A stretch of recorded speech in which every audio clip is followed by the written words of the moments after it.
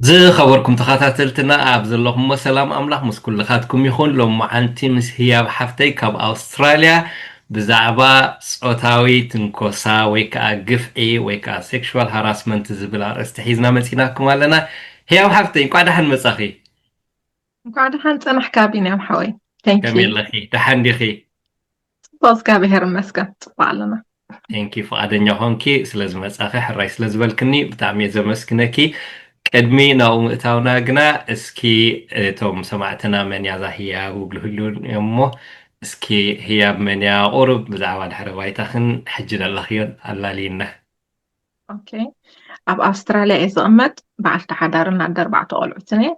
بناي early childhood تماهيرة كم اون بكوميونيتي سيرفيس كا تماهيرة اب كلتيو بمعرس سريحة ابز حجي جيزة خاني كونتنت كرييت كبر لخو اب هياب channel ززاربولو زعبا خا كتفلطو مبزحت جيزة بزعبا اوتيزم متحبابيا قلعوت كل اب هيوت زدلي جنرال ዝኾነ ነገራት ከዓ ይዛረባ ኣለኹ ማለት እዩ ቴንክ ቴንክ ዩ ቴንክ ኣነ እውን ኣብኡ ስለ ዝረኣኹ ብዙሕ ኣብኡ ንህዝብና ዝጠቅም ኢንፎርሜሽን ዘለዎ ከም ዝበልክዮ ናይ ቆልዑት ናይ ኦቲዝም ከምዚ ናይ ሃራስመንት ዝምልከት ነገር ክትዛረብ ስለ ዝሰማዕኩ ኸ ፀዊዐክ ዘለኹ እሞ ቴንኪ ዌልዳን ብዛዕባ እቲ ቻነልኪ ድሓር ከተፋልጥና ክፀቢቕኪ ግን ሕጂ ምናልባሽ እቲ ካልእ ኣርእስታት ካልእ መዓልቲ ንዘራረበሉ ንኸውን ሎማዓንቲ ግን ብዛዕባ ፆታዊ ትንኮሳ ወይ ከዓ ግፍዒ ዝብል ወይ ከዓ ሴክሹዋል ሃራስመንት ዝብሎ ብእንግሊሽ ብዛዕባ ኢና ክንዛረብ እሞኒ እስኪ እንታይ ማለት እዩ ፆታዊ ትንኮሳ መጀመርያ እስኪ ቁርብ ዲቴይል ዝኾነ ብዛዕባ ሃብና እሞኒ ሽዑ ናብ ተቐፂል ደሎ ሕቶታት ክንኣትህ ኣሕሪ ኣዝየ ዘመስግነካ መጀመርያ ፆታዊ ትንኮሳ ማለት ንሓደ ሰብ ከም ዝተቆጥዐ ወይ ዝተዋረደ ወይ ከም ዝፈርሕ ወይ ከዓኒ ምቹእነት ከም ዘይስምዖ ዝገብር ባህሪ እዩ ማለት እዩ ብእንግሊሽ ሴክሹዋል ሃራስመንት እዩ ዝበሃል ብትግርኛ ከዓ ፆታዊ ትንኮሳ ይበሃል ማለት እዩ ኦኬ ሕጂ መቸም ድሓር ዲቴይል ክንኣቱ እንዲና ኣብ ዓድና ከም ኖርማል ዝውሰድ ዝነበረ ኣብዚ ምዕራባዊ ዓለም ምስ ወፃና ግና ከም ብሕጊ ክልኩል ዝኾነ ወይ ኣይፍቀድኒ ዝበሃል ነገር ዝረኣናዮ ነገራት ኣሎ ግን ሕጂ እቲ ብክንደይ ዓይነት ወይ ብከመይ መንገድታት እስኪ ይግለፅ ንብልዮ እዚ ግፍዕታት ወይ ከዓ ሴክሹዋል ሃራስመንት ተፈላለየ መንገዲ እዩ ደሎ መቸም እስኪ እቲ መንገድታት እስኪ ብርህልና ሕጂ ቅድሚ እቲ መገድታት ምርኣይና ኣብ ምንታይ ክጋጠም ይኽእል እዚ ኣብ መዓልታዊ ሂወትና ኣብ ንገብሮ ነገር ከጋጥም ይኽእል እዩ ንኣብነት ኣብ ናይ ህዝባዊ መጓዓዝያ ኣብ ትምህርቲ ኣብ ስራሕ ኣብ ዝተፈላለየ ኣብ ናይ ስፖርት ቦታ ኣብ ዝተፈላለየ ቦታ ኣብ ክለባት ድዩ ኣብ ናይ ስራሕ ቦታ ኣብ ዝተፈላለየ ቦታ ማሕበራዊ ሂወት ከጓንፍ ይኽእል እዩ ማለት እዩ ክንደይ ዓይነት እዩ ደሎ እንድሕር ኢልና ከዓኒ ንኖም መዓልቲ ኣርባዕተ እዩ ኣርባዕተ ዓይነት ብዛዕባ ተን ቀንዲ ኣርባዕተ ዓይነት ኢና ክንዛረብ ተቐዳመይቲ ብቓላት ማለት እዩ ብቓላት ከዓ ሓረስ ክትገብር ወይ ከዓ ፆታዊ ትንኮሳ ክትገብር ትኽእል ኢኻ ንሱ ከዓ ብዛዕባ ኣካላት ናይ ወዲ ሰብ ቦዲ ሼሚንግ ርእቶ ምሃብ ንባዕሉ ዝሃረስመንት እዩ ከምኡ ከዓ ብዋዛ ኣምሲልካ ብዋዛ ኣምሲልካ ወይ መስሓቅ ኣምሲልካ ብዛዕባ ናይ ሓደ ሰብ ናይ ሓንቲ ሰብ ኣካላት ዝኣመሰለ ብዛዕባ ቅርፂ ባህርያት ዝኣመሰለ ነገራት ክትዛረብ ከለካ እዚ እውን ሓረስ ትገብሮ ኣለካ ነቲ ሰብ ምክንያቱ ሰባት ብዛዕባካ ሰሚዖም ክስሕቁ ከለዉ ነቲ ብዛዕባ እቲ ዝዝረቦ ደሎ ሰብ መቸም ፅቡቅ ነገር ክስምዖ ኢልና ክንሓስብ ኣይንኽእል ኢና ካልእ ከዓኒ ብተደጋጋሚ ጥዑም ቃላት ዝመስል ኣብ ባህልና ከም ዝምልኻፍ ነገር እዩ ስለዚ ፍሽኽታ ከተማሪኸ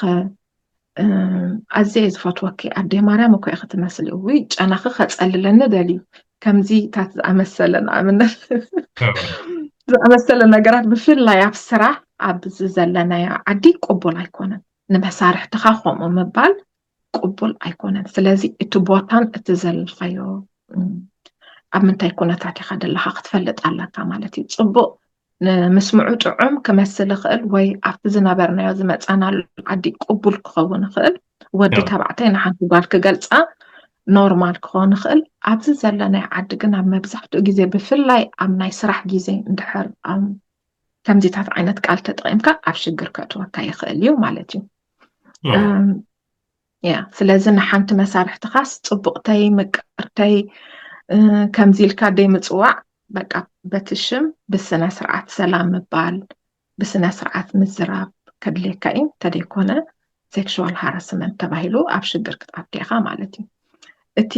ካልኣይ ከዓኒ ናይ ኣካላዊ ምግፋዕ ተባሂሉ ኣሎ እሱ ከዓ ብዘይ ሓደ ግዜ ብልምዲ ትገብሮ ኢኻ ኣብ ክሳድ ገፁ ንሰብ ከምዚ ሒዝካ ገፃ ክትዛረብ ትደሊ ወይ ጠፍ ተብላ መንኩባ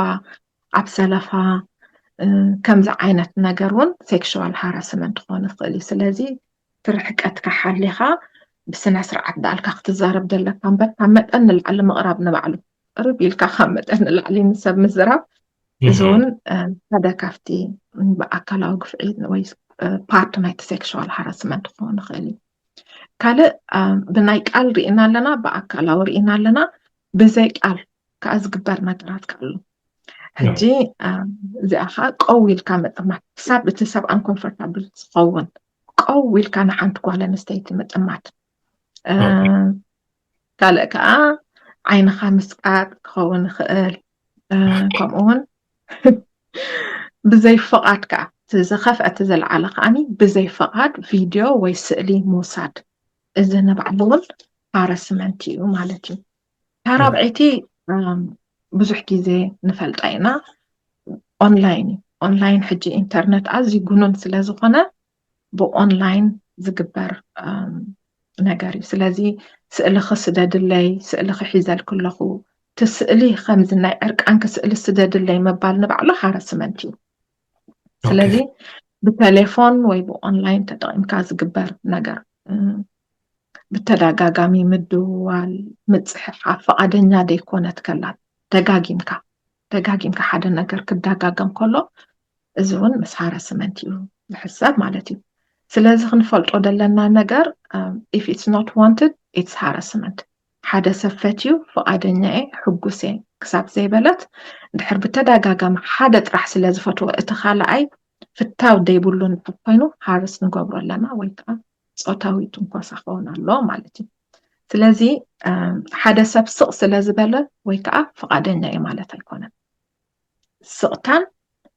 ፈቃደኛ ማለት ዋላ ሓንቲ ምትሕሓዝ የብሉን ፍቃድ ማለት እወ ወይ ኣይኮነን ዝብል ቃል ምስማዕ ከድልየካ እዩ እንተደይኮነ ሓንቲ ሰብ እንድሕር ስቕ ኢላ ኖ ደልያላ ጓል ኣንስተይቲ ደኣ ሞዘይኮም እያ ዘይሓፋራትን ኢልካ ባዕልኻ ስጉምቲ ክትወስድ የብልካን ማለት እዩ ስለዚ ዝኾነ ነገር ኣብ ምግባር ቅድሚ ምጅማርካ ዝኾነ ርክብ ክትጅምር ዲኻ ምሕዝነት ክትጅምር ዲኻ ንሓንቲ ጓል ክትዓትት እንድሕር ከለኻ ኩሉ ግዜ ባዕልኻ ብግምት ፈቃደኛ ኢልካ ደይኮነ ብቃላት ብርግፅ ዝኾነ ቃላት ሓቲትካ መልሲ ክትረክብ ኣለካ ስለዚ ብግምት ዝኸውን ነገር ክኸውን የብሉን 100% ክትረጋገፅ ኣለካ ማለት እዩ ስለዚ ሓንቲ ሰብ ስቕ ስለ ዝበለት ወይ ፍሽኽ ስለ ዝበለት ወይ ስለ ዝተፀግዓትካ ህራዩ ትመልሲ ኢልካ ባዕልኻ ገሚትካ ክትወስድ የብልካን ምክንያቱ ብዙሕ ግዜ መንእሰያት ናብ ሽግር ይኣትዉ ከምቲ ሓደ ግዜ ዝተዘራረብናሉ ብዙሕ ኣብነታት ኣሎ ኣብ ታክሲ ድዩ ኣብ ገለ ድዩ ይፅግዖኦም ስለዚ ሰተያ ናንበረ ንህብኦም ወይ ምስኦም ይኸዳ እሞ በቃ ደልያ ኣላ ፈቃደኛ ኮይና ኣላ ኢሎም ዳሕራይ ኣብ ሽግር ይኣትዉ ምስ ከሰስኦም ማለት እዩ ኣነ ፈቃደኛ ይነበርኩን ኢሎም ምስ ከሰስኦም ስለዚ ኣዝና ክንጥቅዐሉ ዘለና ነገራት ማለት እዩ ኣብቲ ኣብዘን ክትብልየን ፀናሕካ ኣብ 4 ሕጅስ ህያው ሓፍተይ ክስታይ ገሊኡ ቁሩብ ኮንፊዝ ምስቲ ድመፀናሉ ባህልታትን እንታይ ሹም ኣብ ዓድና ከም ተቐዲመ ዝበልኮ ገሊኡ ኖርማል ዝውሰድ ዝነበረ ወይ ከዓ ከም ወዲ ጓል ሓፋር ስለ ዝኾነት ምልክታት ግን ትህበኒ ነይራ ዋላ ተደይ ተዛርበት ዝበሃል ነገራት ብዙሕ ኣሎ ሕጂ ኣብ ዓድና ዋላ እቲ ሕብረተሰብ እውን ከምዚ ምልክታት ትህቦ ነይራ ገለ ዝበሃል ነገር ነይሩ ወይ ከዓኒ ስርዓት ጌርክ ደይትኸደይ ፅቡቅ ደይትኽደን ንስኹን ንምንታይ ስእልክ ጥልጥል ትብሊ ገለ ዝበሃል ነታ ጓል እውን ተገልቢጥካ ክስታይ ነይሩ ኣብዚ ግን ከም ዝበልክዮ ሕጂ ተደይ ተዛሪባቶ ሲ ፍቃድ ሃበቶን ማለት እዩ ትብልና ኣለኺ ሕጂ ብምልክታት ፍቃድ ክትህብ ትኽእል ድያ እታ ጓል እዚኣ ወይ ግድነት በቃ ብኣፋ ብቃላታ ሕራይ ዝብል ቃላት ክትዛረብ ኣለዋ ከመይ ገይሩ ከረጋግፅ ክእል እዚ ወዲ እዚ ፍቃደኛ ምዃናን ደይ ምዃናን ኣስዩም ክገብር ከ ይኽእል ድዩሱ ሕጂ ኣብ ሕጊ ንኸይበፅሑ ኣብ ሽግር ንኸይበፅሑ እቲ ናይ ኖም መዛረብ ዕላማን ኣብ ሽግር ከይበፅሑ እቶም መንእሰያት እንድዩ ኣብ ሕጊ እንድሕር ከይዶም ኖ ኣስዩም ገይረ ሕራይ ኢላትካ ሕራይ በለትንን ግን ተኣካላታ ሕራይ ይብል ነይሩ ብጣዕሚ ትፅግዓኒ ነራ ከምዚ ነራ መልሲ ክኸውን ኣይክእልኒ ሓቲትካያ ዶ እወ ሓቲተያ ሕራይ ኢላትኒ ፍቃደኛ ዲኺ ኢለያ እወ ኢላትኒ እዚ ሕቶ እዚኡ ኣብ ሕጊ ነፃ ክገብረካ ዝኽእል እምበር መስተ ክኸውን ይኽእል ካልኣይ ነገር ናይ ምርዳእ ነገር እሳ ምናልባት ጠባዩ ክትፈልጦ ንፋን ሰብ ተላለየ ኣለኹ ኢላ ሓሲባ ትኾን እቲ ኣብቲ ሓሳስባ ኣብ ውሽጢ ሰብ ዘሎ እንድሕር ደይ ሓተትካ ኣስዩም ክትገብር ክትግምት ኣይትኽእልኒ ኢኻ ምክንያቱ ብግምት ዝኸይድ ነገር ዳሕራይ ኣብ ሕጊ ምስ በፃሕካ ኣብ ሽግር ይኸእትወካ እምበር ኣይፈለጥኩን ነይረ ከምዚ መሲሉኒ ስለ ዝበልካ ካብ ሕጊ ተሓታትነት ነፃ ኣይገብረካን እዩ ሕጂ ሕጂ ማለት እቲ ብፍላይ መንእሰያት ህያብ ሓፍተይ ሕጂ እቲ ምስ ሓንቲ ፃዕዳ ወይ ምስ ሓንቲ ጓል ወፃኢ ከምዚታት ትብልዮ ዘለኺ ፎሎ ንክገብርዎ ሽግር የብሎምን ወላ ኣለዎ ደጋጥሞም ከምኡ ግን ስቲል ንሓንቲ ሓበሻ ምስኦም ተቐመጣ ብዝወፃኢ ግና ዋላ ከይተዛረበሲ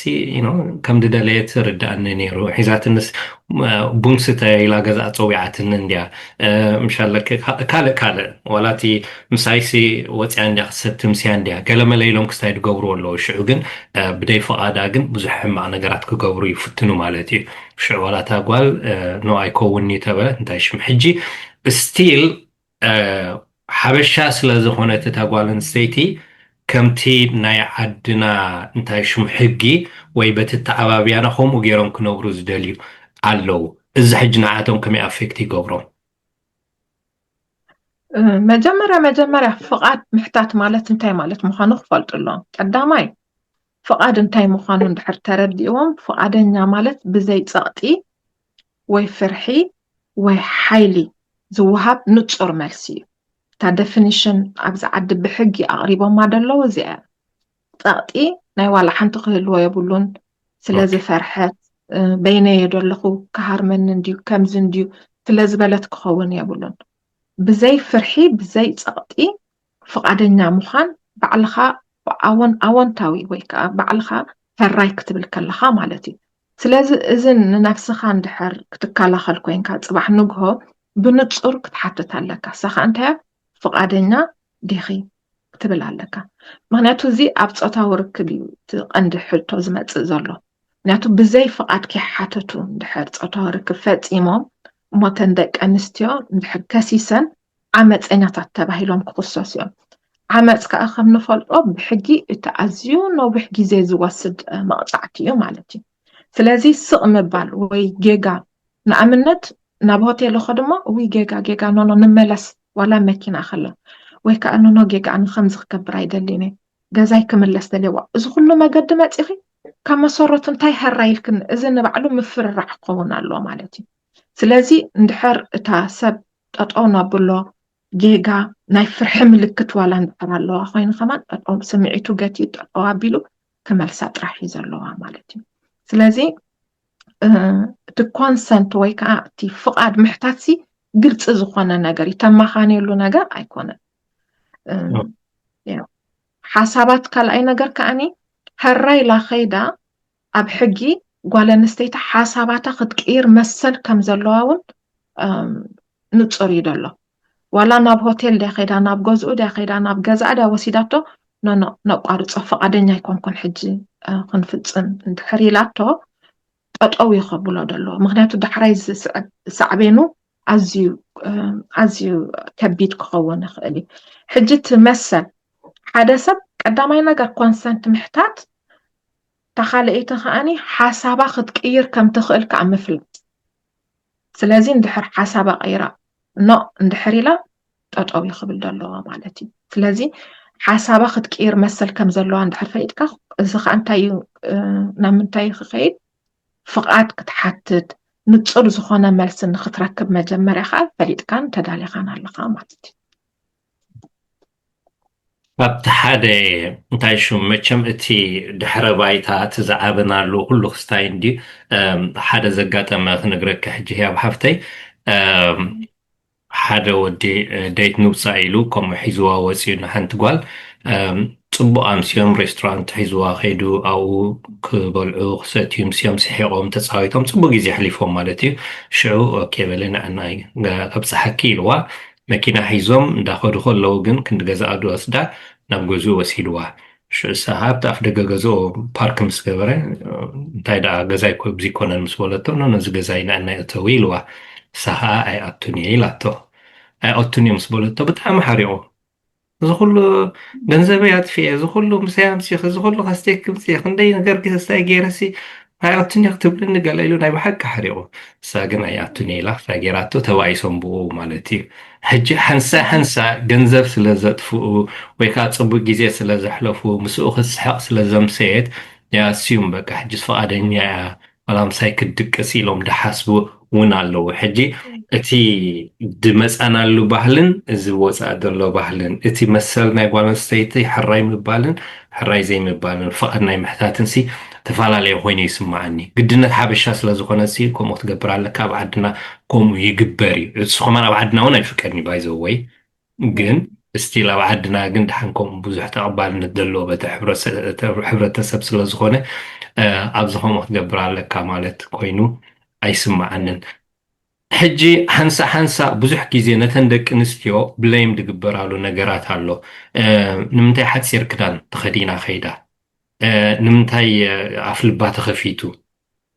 ንምንታይ ሕራይላ ምስኡ ኣምስያ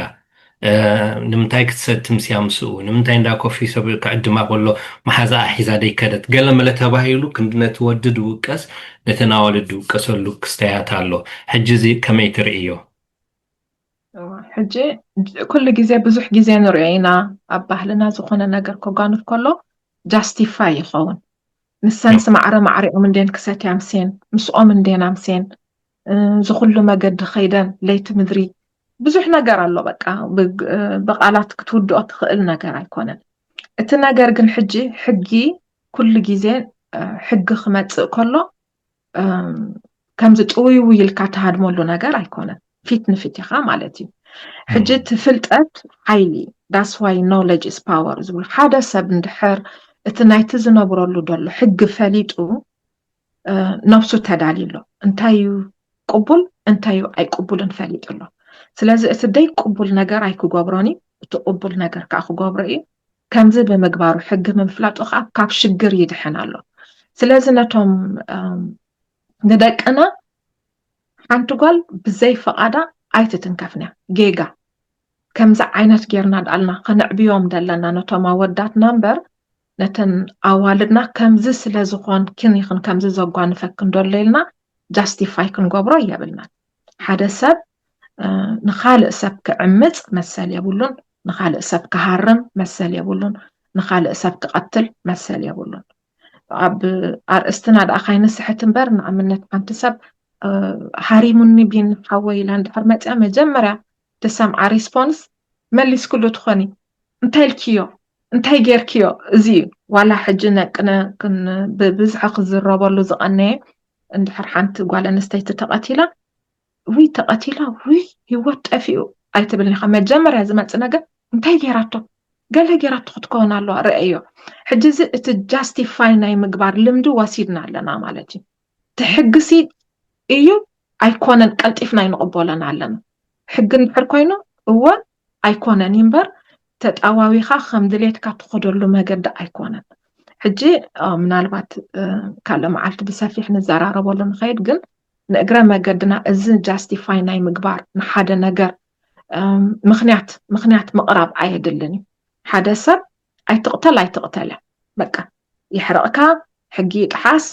ኣብ ገፅካ ይምፃእካ ኣይትቕተል እያ ኣይትህረም ኣይትዓምፅካ ኣይትዓምፅ እያ ምክንያታት ተምጻሎ ነገር ኣይኮነን ስለዚ ብዓቢኡ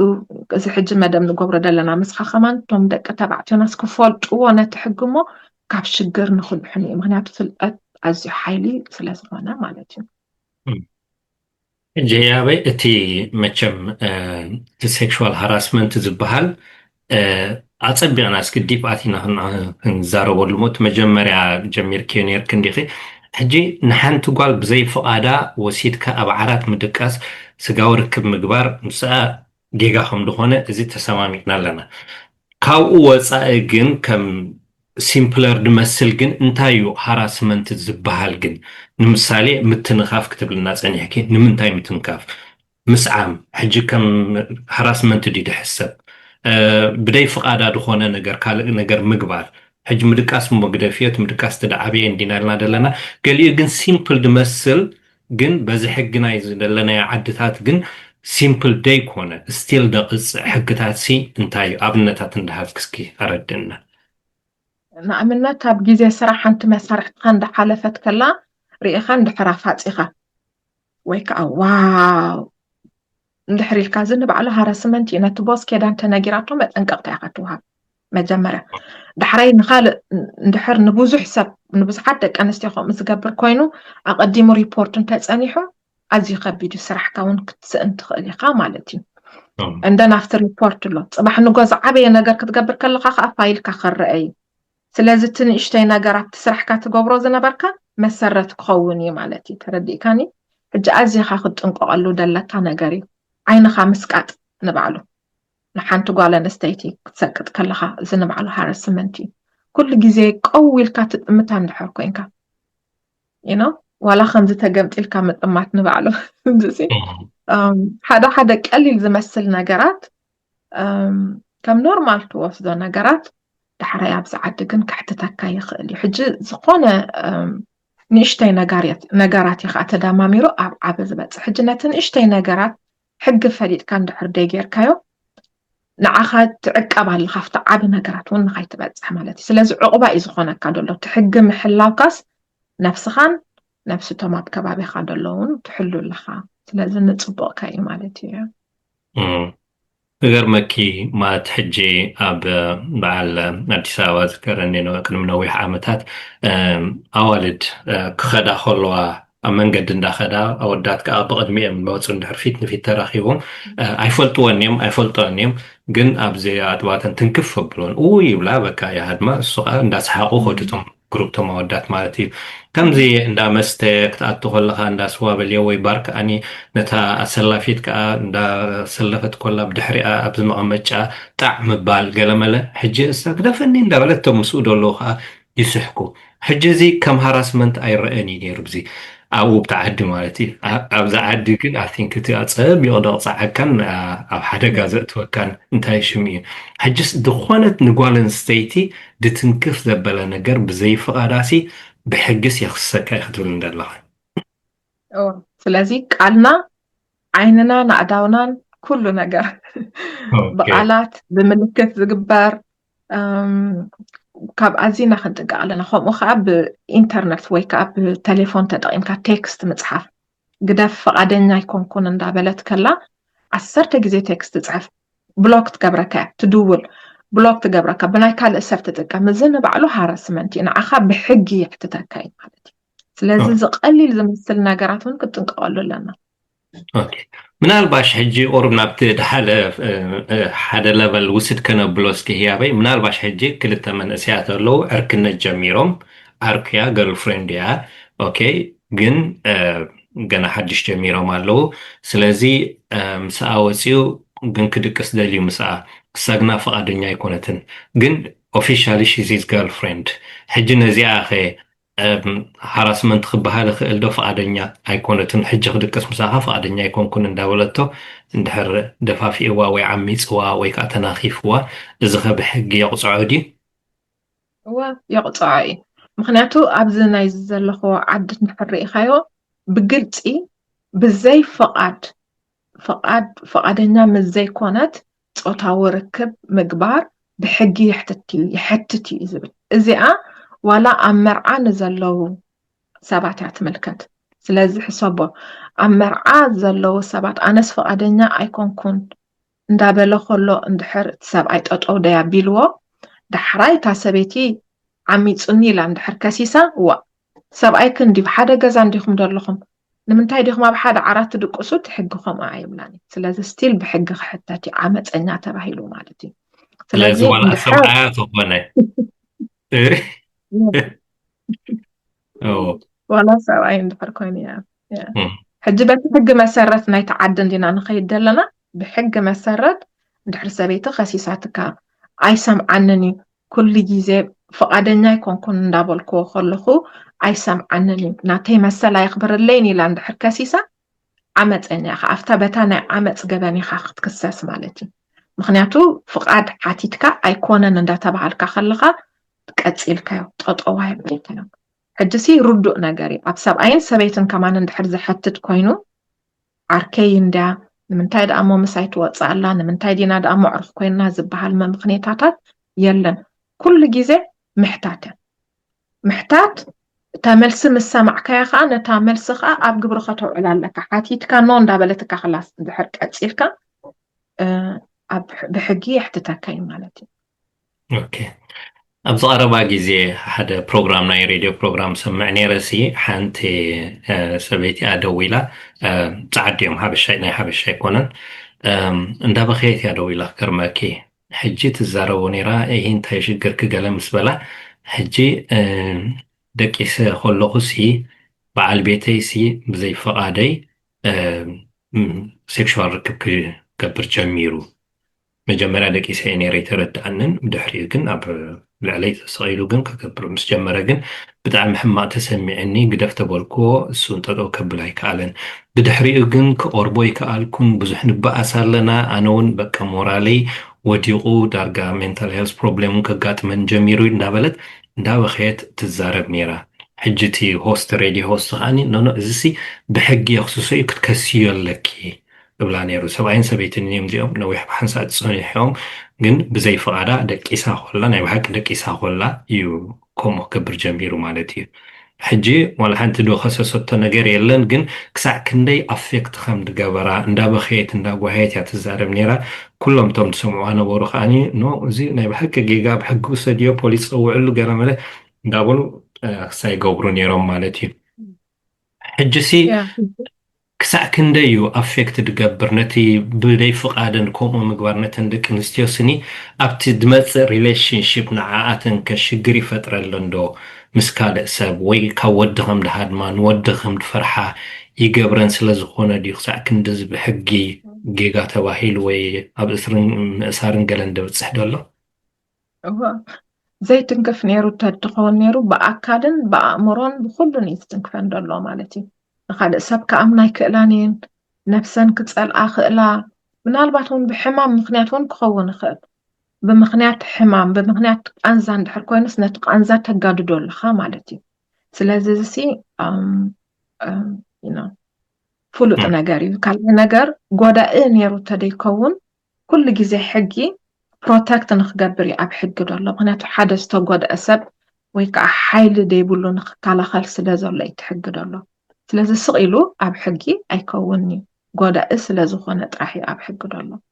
ናይ ብሓቂ ዝትንክፍ ስለዚ ኖ ክትብል ከላ ሓንቲ ጓል ኣንስተይቲ ክሰምዕ ኣለዎ በዓልቲ ሓዳር እንድሕር ኮይና ልክዕ ማለት እኹል ምክንያት ክህልዎ ኣለዎ ኖ መበሊኣ በዓል ቤታ ከዓ ክርድኣን ክሰምዓን ኣለዎ ማለት እዩ ምናልባሽ ነዚ ኣብ ምዕራባዊ ዓለም ዝፀንሐ ቁሩብ ሕግታት ዝፈልጥ እቲ ሲስተም ዝተረድአ ቁሩብ ዝንብሎ ዘለና ክርድኦ ይኽእል እዩ ነዞም ሓደሽቲ ዝመፁ መንእሰያት ግና ኣብቲ ፋየር ኤጅ ደለዉ ግና ምልክት ኣርኣትኒ ከምዚ ኢላትኒ ገለመለ ብዝብል ነገራት ግን ኣብ ከምዚ ነገራት ክወድቁ ከለዉ ንሪኦም ኣለና ወይ ከዓ ኦንላይን ተፋሊጦም ምስ ዘይፈልጥዎን ገሊአን ፀዓዱ ወይ ከዓ ደቂ ካልእ ዓዲ راخب موني شعو أندر إيج كوينان صنحا ويكال نجار كستا كوينان صنحا موني عب شجر كود كخلو نريهم ألنا حجنا زياتهم كان تايم خرلك يا وحفتي حج ما جمرة تي بزي فقعد زركب ركب اندحر تخاسيسو عمت يزبل بحق التخيلة ناب عمت يتحلف مالتي بزي فقعد كون كله سلازي أبز زرلخوا عدخا خاف 3 عمت كساب 5 عمت كأسرة مخيلي نسو خمان ብዙሕ ነገር ክሓቱ ክእሉ እዮም ናይ እቲ ሰብ ቅድሚ ሕጂ ገበን ገይሩ ፈልጥ ድዩ ንክንደይ ግዜ ቅድሚ ሕጂ ከምኡ ገብር ነይሩ ድዩ ከመይ እዩ ኩነታት ኣፃርዮም እቲ ዓመታት ክውስኽ ይኽእል እዩ ስለዚ ቀሊል መቕፃዕቲ ኣይኮነን ስለዚ ዳሕራይ እቲ መቕፃዕቲ ጥራሕ እቲ እስር ቤት ጥራሕ ኣይኮነን ኣብ ሂወትካ ከዓ ዝኾነ ቀያሕ ማርክላ ማለት እዩ ፋይልካ ዓመፀኛ እዩ እዚ ሰብ እዚ ተባሂልካ ዋላ ካብ እስር ቤት ወፅኻ ከማ ናብ ዝኸድካዮ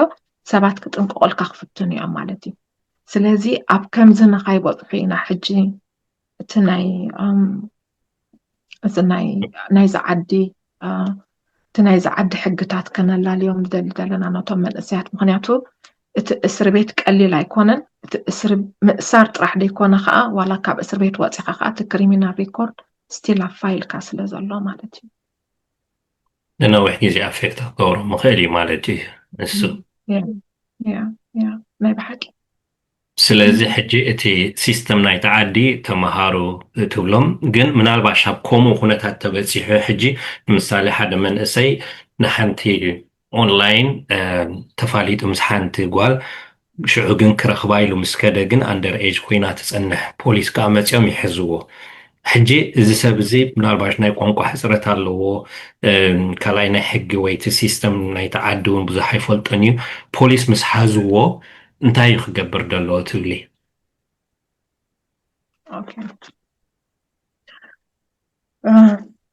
ኣብዚ ቀረባ እዋን ሓንቲ ቪድዮ ነይራ ከምኡ ዝረኣናያ ትግርኛ ተዛረባይት ሰብ መፅኦም ኣይ ቲንክ ንትሕቲ ዕድመ ዝኾነት ሰብ ክዛረብ ፈቲኑ ኣንደር ካቨር ስለ ዝነበሩ ከዓ መፅኦም ኣዛሪቦሞ ከምኡ ጌርካ ምስ በልዎ የስ ኢልዎም ዳሕራይ ሕቶታት ካብ ዝሕሉ ምስ ጀመሩ ኖ ኢንግሊሽ ኢልዎም ዳሕራይ ሰበይትኻ ላትካ ገለገለ ኢሎም ምስ ሓተትዎ ከዓ እዎ ሰበይቲ ላትንብ ከምዚ ዓድላ ኢሉ ከዓ ነጊርዎም ሕጂ እዚ ነገር እዚ ክንገብሮ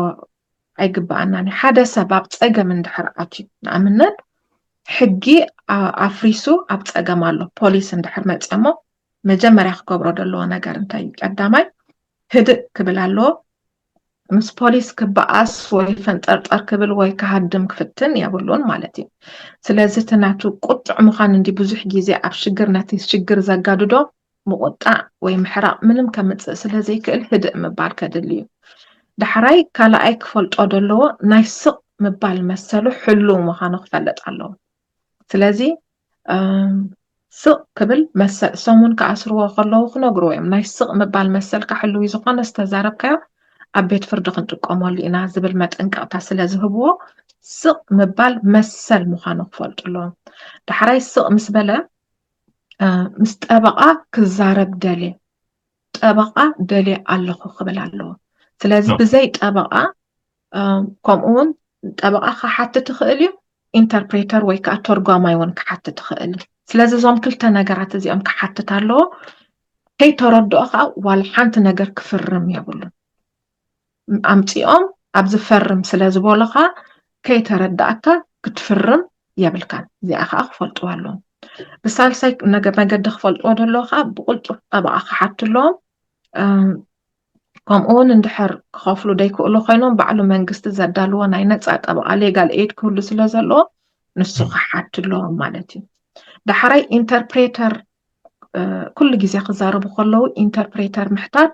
ነቲ ግዜ ወሲዶም መልሲ ንክህቡ ህድእ ኢሎም ንክምልሱ እውን ክሕግዞም እዩ ስለዚ ኩሉ ግዜ ኢንተርፕሬተርን ጠበቓን ክሓቱ ኣለዎም ደይተረድኦም ነገር ክፍርሙ የብሎምን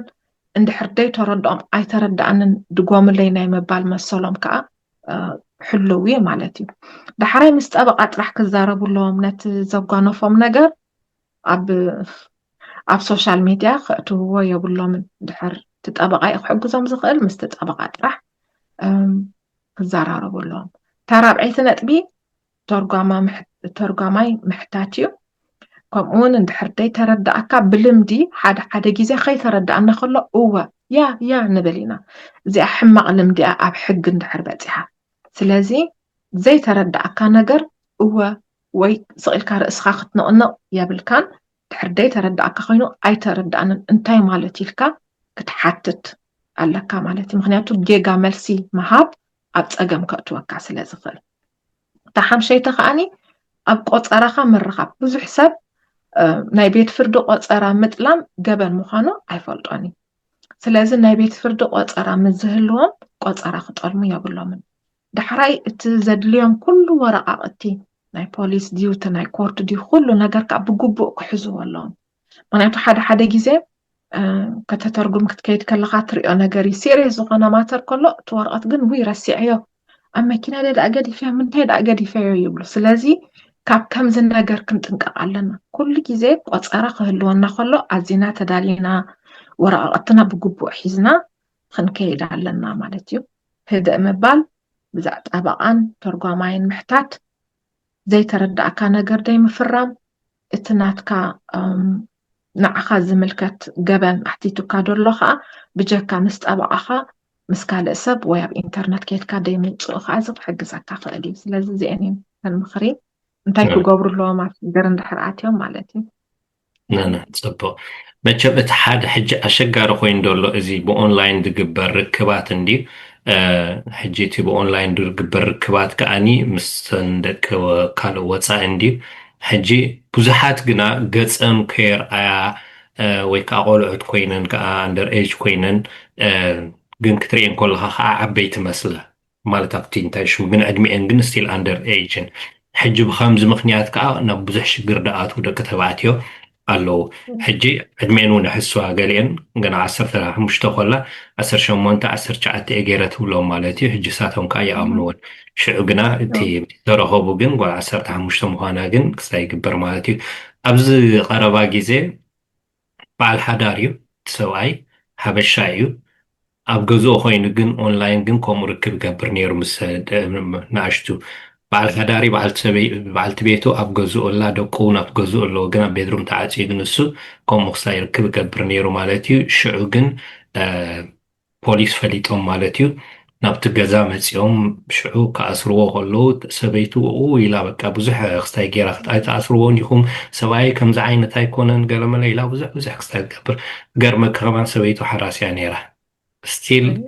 بتسعة تجن السوق بزحمة نقرات قبر نيرو شعقن أسيرهم مالتي حجن عاتم سواء بعل حداريو أنا حراسي مقبال سواء كريستياني تبل نيرا بزح نقرات تبلهم نيرا عاتم قنت هاد قوراز نبرا نقرت رحيو سلازي حنس أثين كثنتم تقولوا زقبأنا نقري بفلاي دك تبعتي ما كم تشكر دقاتو قال يومون انتهي بلو تراب كجورانا دلين جنزب سلز دلي أخ أبلا عين بري والحنت أنا زجور كوانا جريلن أبلو تم دك تبعتي جناب قصة بسيحة شعو ناي كم زتجفع تباهلا بمنجست دي جنزب كوهوا ويسودي قال نجر كغفل قصيد جبرال وامو حجي نزياتهم كنتاي تبليوم مالتسي والله الله خبز نجر زهدو مدينة خنولهم نخيل وي حجتي دق تبعتيو نفسهم ناي مكلخال حلفنت ኣለዎም نفس وقت ناي ካልእ ሰብ ሓላፍነት ኣይኮነን ኩሉ ሰብ ንሱ ሕጊ ፈሊጡ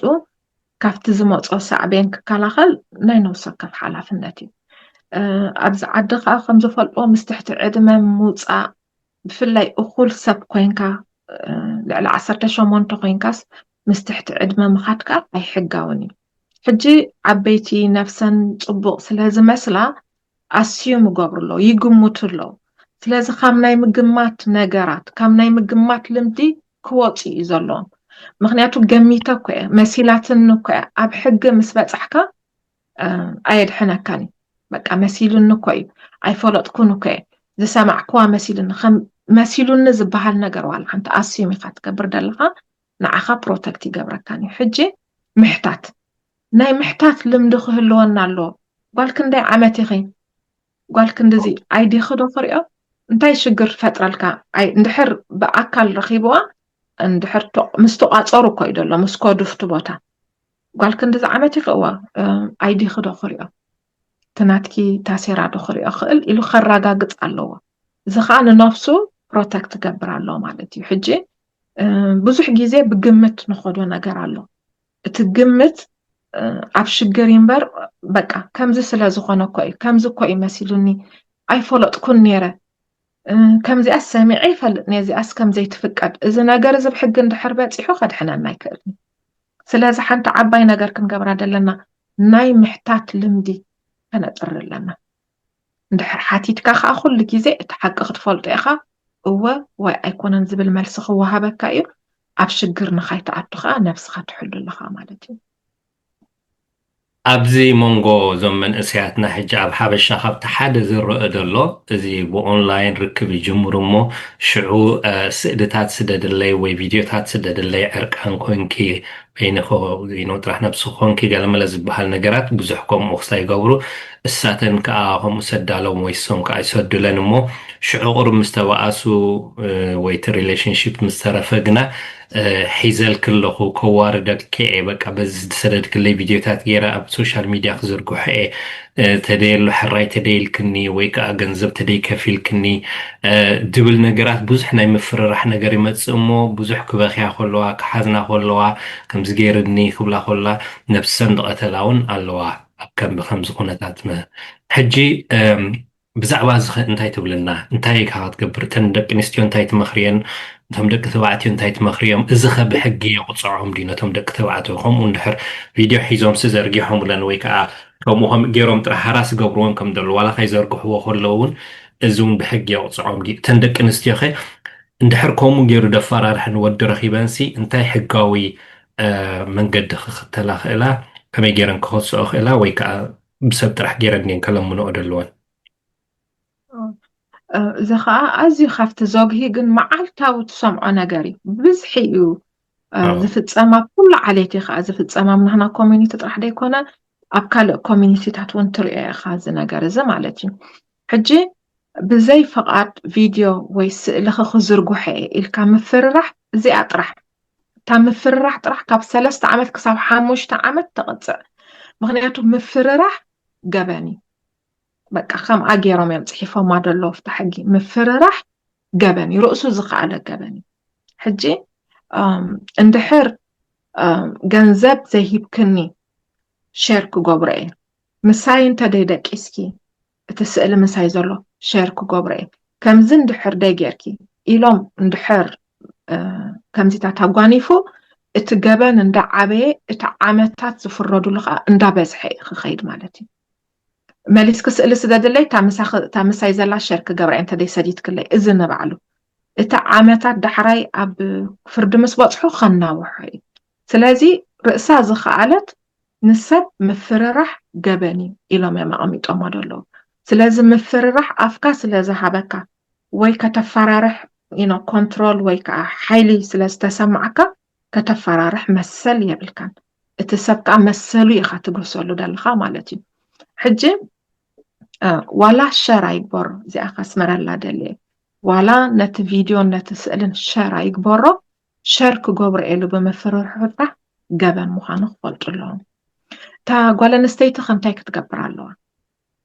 كتفرح وي كترعد يا بلا سألو وي جنزب مما ليسا ختصدو لي يا بلا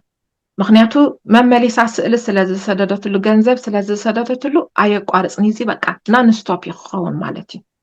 سلازي ازي كتردع اللوا ازي تردي أخا كاب مليسا سأل مستاد وي كاب مليسا جنزب مخفال أتو كتبل اللوا مالتي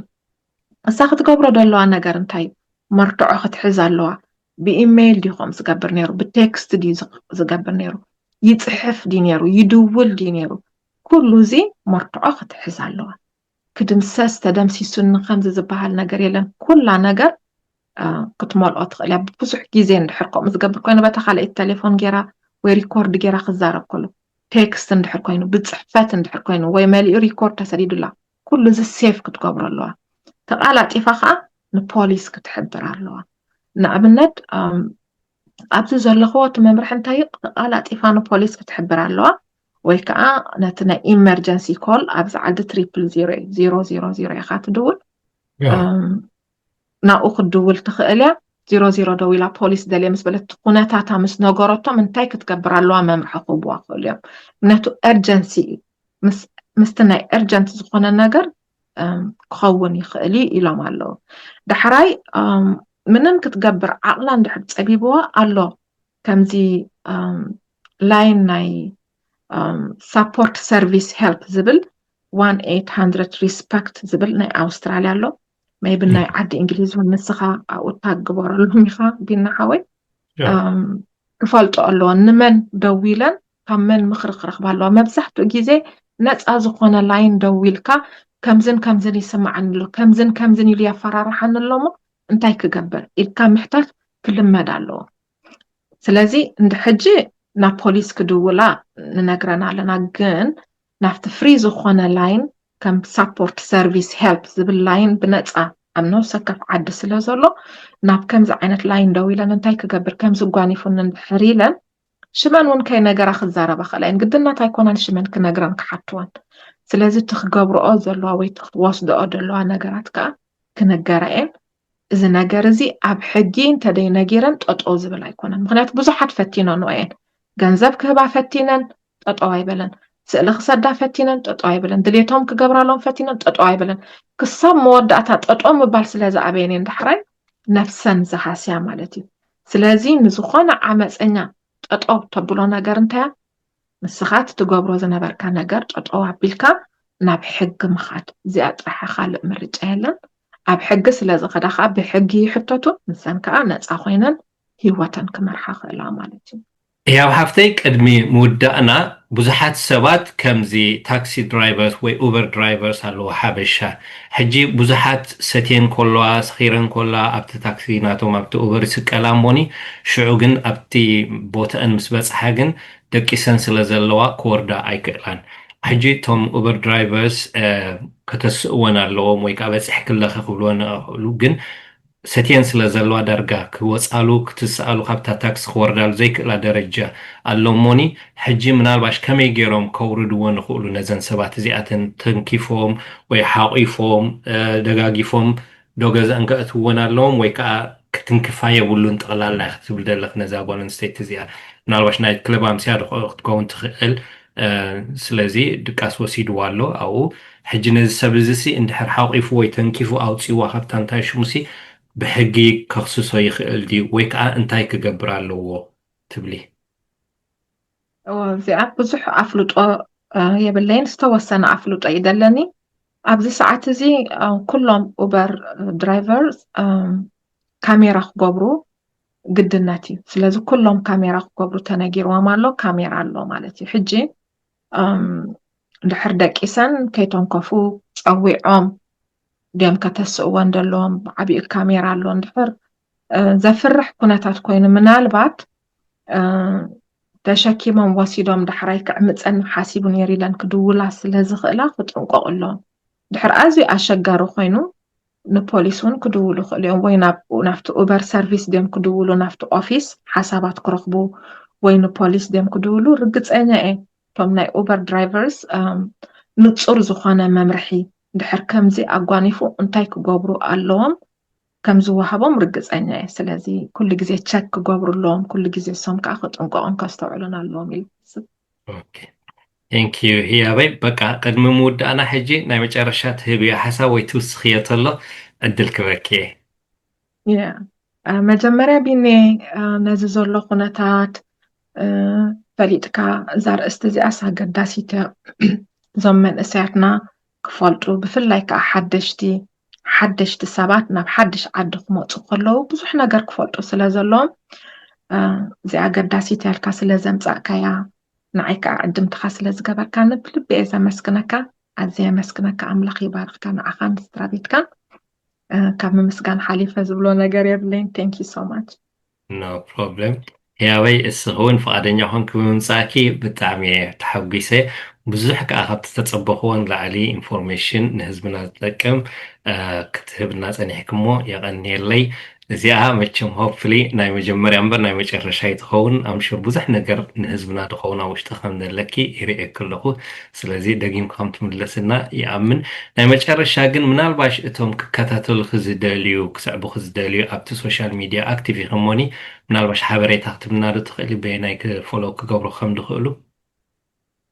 እቲ ቻነለይ ናይ ዩቲዩብ @hiyab 24 እያ ትብል